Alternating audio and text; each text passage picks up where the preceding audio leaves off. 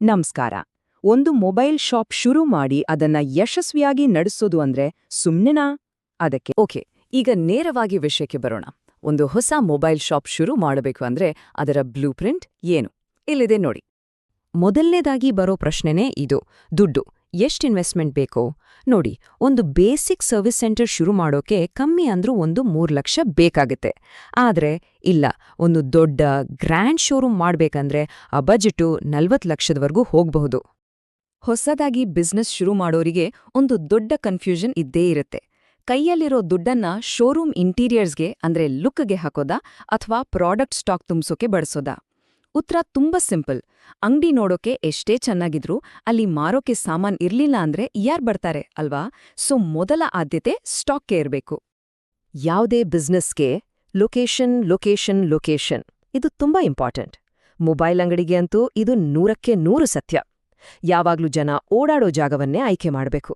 ಯಾಕಂದ್ರೆ ಕಸ್ಟಮರ್ಸ್ ನಮ್ಮನ್ನ ಹುಡುಕಿಕೊಂಡು ಬರಬೇಕು, ನಾವವರನ್ನ ಹುಡುಕೋ ಹಾಗಾಗ್ಬಾರ್ದು. ಸರಿ, ಈಗ ಬಿಸ್ನೆಸ್ನ ಹಾರ್ಟ್ ಅಂತಾನೆ ಹೇಳ್ಬಹುದು. ಆ ವಿಷಯಕ್ಕೆ ಬರೋಣ. ಏನನ್ನ ಮಾರಾಟ ಮಾಡ್ಬೇಕೋ? ನಿಜವಾದ ಲಾಭ ಸಿಗೋದು ಎಲ್ಲಿ?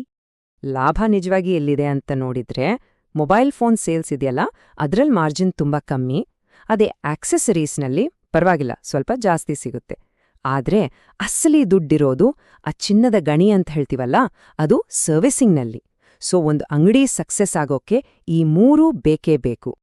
ಈ 4 ಐಟಂಗಳು ಅಂದ್ರೆ ಚಾರ್ಜರ್, ಕೇಬಲ್, ಟೆಂಪರ್ಡ್ ಗ್ಲಾಸ್ ಮತ್ತೆ ಪೌಚ್ ಅಥವಾ ಕೇಸ್, ಇವು ಒಂದು ರೀತಿ ಅಂಗಡಿಗೆ ಕಂಟಿನ್ಯೂಸ್ ಇನ್ಕಮ್ ತರೋ ವಸ್ತುಗಳು.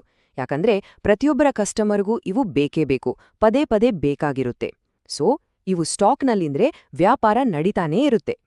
ಸರಿ, ಇನ್ನೊಂದು ಕಾಮನ್ ಆಗಿ ಬರೋ ಪ್ರಶ್ನೆ: ಹಳೆ ಫೋನ್ಸ್ ಅಂದ್ರೆ ಯೂಸ್ಡ್ ಫೋನ್ಸ್ ಮಾರೋ ಬಿಸ್ನೆಸ್ ಬಗ್ಗೆ ಏನ್ ಹೇಳ್ತೀರಿ? ನೋಡೋಕೆ ತುಂಬಾನೇ ಲಾಭ ಇರೋ ಹಾಗೆ ಕಾಣಿಸುತ್ತೆ, ಆದ್ರೆ ನಿಜವಾಗ್ಲೂ ಈ ಬಿಸ್ನೆಸ್ಗೆ ಕೈ ಹಾಕ್ಬಹುದಾ? ಹಾ, ಮಾಡ್ಬಹುದು. ಆದ್ರೆ ಒಂದು ದೊಡ್ಡ ಆದ್ರೆ ಇದೆ. ಯಾಕಂದ್ರೆ ಈ ಮಾರ್ಕೆಟ್ನಲ್ಲಿ ಅಷ್ಟೇ ದೊಡ್ಡ ರಿಸ್ಕ್ ಕೂಡ ಇದೆ. ಗೊತ್ತಿಲ್ದವರಿಂದ ಹಳೆ ಫೋನ್ ತಗೊಂಡ್ರೆ ಅದು ಕಳ್ಳತನದ ಫೋನ್ ಆಗಿರೋ ಚಾನ್ಸಸ್ ಜಾಸ್ತಿ. ಆಮೇಲೆ ಸುಮ್ನೆ ಪೊಲೀಸ್ ಕೇಸ್ ಅಂತ ಅಲಿಬೇಕಾಗುತ್ತೆ. ಅದಕ್ಕೆ ಪಾಠ ಏನು ಅಂದ್ರೆ, ತುಂಬಾ ನಂಬಿಕೆ ಇರೋ, ಚೆನ್ನಾಗಿ ಗೊತ್ತಿರೋರಿಂದ ಮಾತ್ರನೇ ಯೂಸ್ಡ್ ಫೋನ್ಸ್ ತಗೋಬೇಕು. ಸರಿ, ಇವತ್ತಿನ ಕಾಲದಲ್ಲಿ ಎಷ್ಟು ಕಾಂಪಿಟಿಷನ್ ಇದೆ ಅಲ್ವಾ? ಈ ಸ್ಪರ್ಧೆಯನ್ನ ಮೀರಿ ನಿಲ್ಲೋದು ಹೇಗೆ? ನಮ್ಮನ್ನ ಕಾಪಾಡುವ ಸೀಕ್ರೆಟ್ ಏನು? ಮಾರ್ಕೆಟಿಂಗ್ನ ನಂಬರ್ 1 ರೂಲ್ ಅಂದ್ರೆ ಇದೆ: ಕಸ್ಟಮರ್ ಸ್ಯಾಟಿಸ್ಫ್ಯಾಕ್ಷನ್. ಒಬ್ಬ ಕಸ್ಟಮರ್ ಖುಷಿಯಾದ್ರೆ ಅವರೇ ನಮ್ಗೆ ಅತಿ ದೊಡ್ಡ ಜಾಹೀರಾತು. ಅವರು ಮತ್ತೆ ನಮ್ಮತ್ರನೇ ಬರ್ತಾರೆ, ಜೊತೆಗೆ ಇನ್ನೂ 4 ಜನರನ್ನ ಕರ್ಕೊಂಡ್ ಬರ್ತಾರೆ. ಹಾಗಾದ್ರೆ ಕಸ್ಟಮರ್ ನಂಬಿಕೆ ಗಳಿಸೋದು ಹೇಗೆ? ತುಂಬಾ ಸಿಂಪಲ್, ಪ್ರಾಮಾಣಿಕರಾಗಿರೋದು ಅಷ್ಟೇ. ನೋಡಿ, ಈ ಪ್ರಾಡಕ್ಟ್ ಇಷ್ಟು ಕ್ವಾಲಿಟಿ, ಆ ಪ್ರಾಡಕ್ಟ್ ಅಷ್ಟು ಕ್ವಾಲಿಟಿ ಅಂತ ಕ್ಲಿಯರ್ ಆಗಿ ಹೇಳಿ. ಸರ್ವಿಸ್ಗೆ ಕೊಟ್ಟಾಗ ಹೇಳಿದ್ದ ಟೈಮ್ಗೆ ಸರಿಯಾಗಿ ವಾಪಸ್ ಕೊಡಿ. ಈ ನಂಬಿಕೆ ಇದೆಯಲ್ಲ, ಇದೇ ನಮ್ಮನ್ನ ಕಾಂಪಿಟೇಟರ್ಸ್ಗಿಂತ 1 ಹೆಜ್ಜೆ ಮುಂದೆ ಇಡೋದು. ಯಾವ ಅಂಗಡಿಗಾದ್ಲೂ ಅಷ್ಟೇ, ಹಳೇ ಸ್ಟಾಕ್ ಇದೆಯಲ್ಲ, ಅದು ದೊಡ್ಡ ತಲೆನೋವು. ಆದ್ರೆ ಅದನ್ನ ಮ್ಯಾನೇಜ್ ಮಾಡೋಕ್ಕೆ ಒಂದು ಸಿಂಪಲ್ ಪ್ಲಾನ್ ಇದೆ. ಮೊದಲನೇದು, ಟ್ರೆಂಡಿಂಗ್ನಲ್ಲಿ ಇದೆ ಅಂತ ಜಾಸ್ತಿ ಸ್ಟಾಕ್ ತಗೋಬಾರ್ದು. ಎರಡನೇದು, ಹಬ್ಬದ ಟೈಮ್ನಲ್ಲಿ ಅಂದ್ರೆ ದೀಪಾವಳಿ, ನ್ಯೂ ಇಯರ್ ಟೈಮ್ನಲ್ಲಿ ಹಳೇ ಮಾಡೆಲ್ ಆಕ್ಸೆಸರೀಸ್ ಮೇಲೆ ಸ್ಪೆಷಲ್ ಆಫರ್ ಕೊಟ್ಟು ಸ್ಟಾಕ್ ಕ್ಲಿಯರ್ ಮಾಡಬೇಕು. ಸರಿ, ನಾವೀಗ ಈ ಇಡೀ ಚರ್ಚೆಯ ಅತ್ಯಂತ ಮುಖ್ಯವಾದ ಒಂದು ಗೋಲ್ಡನ್ ರೂಲ್ ಅಂತಾರಲ್ಲ, ಆ ವಿಷಯಕ್ಕೆ ಬಂದಿದ್ದೇವೆ. ಇದು ಹೊಸದಾಗಿ ಬಿಸ್ನೆಸ್ ಶುರು ಮಾಡೋ ಪ್ರತಿಯೊಬ್ಬರಿಗೂ ತುಂಬಾ ಮುಖ್ಯ. ಕೊನೆಯದಾಗಿ ಮತ್ತು ಎಲ್ಲದಕ್ಕಿಂತ ಮುಖ್ಯವಾಗಿ, ನಮ್ಮ ಅತಿ ದೊಡ್ಡ ಇನ್ವೆಸ್ಟ್ಮೆಂಟ್ ದುಡ್ಡಲ್ಲ, ಅದು ಅನುಭವ. ಯಾಕಂದ್ರೆ ಅನುಭವ ಇದ್ರೆ ಮಾತ್ರ ನಾವು ಹಾಕಿರೋ ದುಡ್ಡನ್ನ ಕಾಪಾಡ್ಕೋಬಹುದು ಮತ್ತೆ ದೊಡ್ಡ ದೊಡ್ಡ ನಷ್ಟಗಳಿಂದ ಪಾರಾಗಬಹುದು. ಹಾಗಾದ್ರೆ ಯಶಸ್ಸಿನ ದಾರಿ ಯಾವುದು?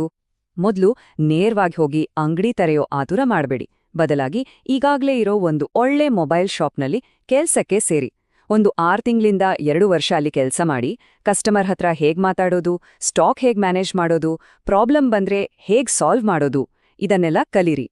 ಈ ನೈಜ ಅನುಭವದ ಜೊತೆ ಸ್ವಂತ ಬಿಸ್ನೆಸ್ ಶುರು ಮಾಡಿದ್ರೆ ಯಶಸ್ಸು ಖಂಡಿತ. ಹಾಗಾದ್ರೆ ಕೊನೆಯದಾಗಿ ಕೇಳ್ಬೇಕಾದ ಪ್ರಶ್ನೆ ಇದು: ವ್ಯಾಪಾರ ಶುರು ಮಾಡೋಕೆ ರೆಡಿ ಇದೀರಾ ಅಥವಾ ಮೊದ್ಲು ಅನುಭವ ಪಡ್ಕೊಳ್ಳೋಕೆ ರೆಡಿ ಇದೀರಾ? ಮೊದಲು ದುಡ್ಡು ಹಾಕೋದಾ ಅಥವಾ ಮೊದ್ಲು ಅನುಭವವನ್ನೇ ದುಡ್ಡಾಗಿಸ್ಕೊಳ್ಳೋದಾ? ಯೋಚ್ನೆ ಮಾಡಿ.